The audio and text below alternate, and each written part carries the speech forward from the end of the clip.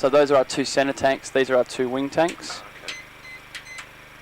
Is there an auxiliary as well, or are you just supposed to... An auxiliary? Yeah, just out of interest. No, not so much. So that's centre tanks, wing tanks, wing tanks. Just 2, okay. Yep. And we want to transfer over to our engines, but we don't do that until we start the engines together. So the APU, which is at the back of the aircraft, is charging all of the electronics here. So we want to switch on our good old probe heat, just to get those fired up. Except for the pitot? Pitot probe, yep, pitot tube. And also the hydraulics, get them started up from the APU. Just so they work Yep. properly. And then what we do is we push these in and turn it to the left, so to GRD. Is that Yep. we're on the ground, like... Yep, on the ground, so starting up. So you'll see, this is the oil temperature and pressure. You'll see the N2 start to build up, as well as the RPM. So when this hits 18, we need to lift out engine 1 and up to the top. Right, okay. Because that's the mixture. So come up to 18, so we'd like to do that now. So you'll see the RPM hopefully build up, the exhaust gas temperature build up. So how is it igniting? You have to... Yep, so it's already ignited here. Oh, does it automatically, does it? Yep. Like that? Right, okay. And then if you'd like to push the second engine in.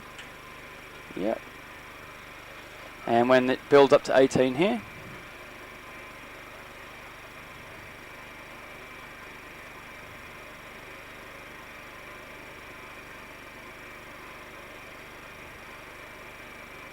so lift out all the way to the top. Yep, just takes a little bit of time for the mixture to get pumped in. You'll see the exhaust gas temperature build up, and then the RPM build up as well. You'll know when it started when these flick out. Oh, I see. So both of our engines now are charged. So we can now turn off the auxiliary power unit. So you do that by pressing the outside ones. It's these ones. Yep. Yep.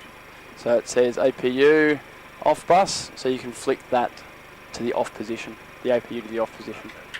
Perfect. You've just started your first engine. Fuel bleed off. Just one? Yep. Just flick that up. Perfect. And when there's no orange lights floating around in your overhead, then you're happy. So what's the fuel bleed mean in that case? In that context? Sorry. What is the fuel Flight bleed? experience 556 reading 5. We've got a bit of a bit of APU. Say again. The fuel. The fuel bleed. What is that? What So the fuel bleed. You've just switched off the APU. Forces pressurized air into the engines to start them winding up. I getcha. That's what the bleed helps to do. Okay, so we are here. We're all good. So that's basically where we start the briefing. So Sounds good. yeah, so that's usually you'll have the plane set up like this when you come in. So we've just had a little bit of extra there for you. Okay, on your right hand side you'll see a lever. Yep. So if you want to lift that up, get hold of the handheld and swing yourself forward. So you can feel the rudder. So you can feel the rudder pedals.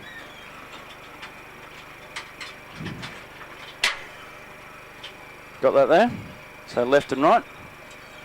Is it the top brakes usual? Top brakes. Yep. You'll feel the brakes on the top.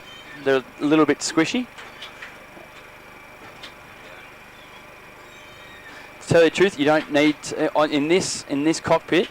You only need to use the rudder slightly to move us left and right. You don't need to really whack on it.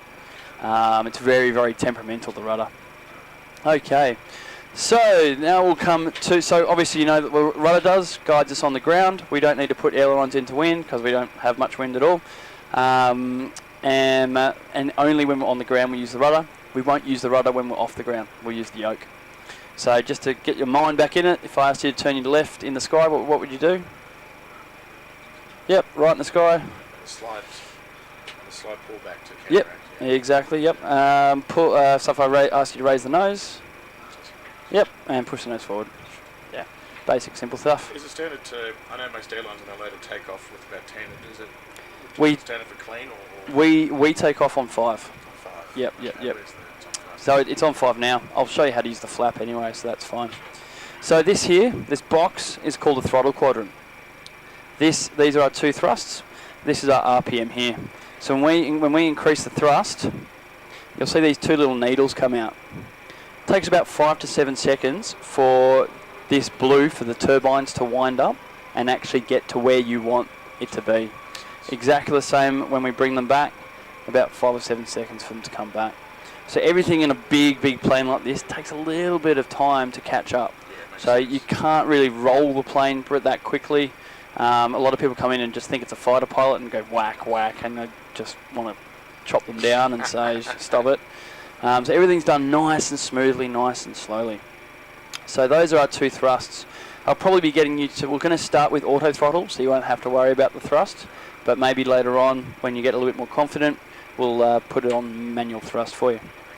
Okay, we now move on. Now, we're going to do a circuit of Sydney, come and do a touch and go, and then a circuit on the other side, and we'll do a full stop. So when we get to the full stop, there are 3 things which help us come in for a full stop. That's the auto brake. So it'll automatically activate the... Yep. The speed brake, which is armed by lifting up and bringing back to the arm position just a centimetre. Is that the spoilers? Spoilers, yep. And the reverse thrust. So the reverse thrust, when all 3 gears are on the ground, the thrust is all going to be all the way back, and then we just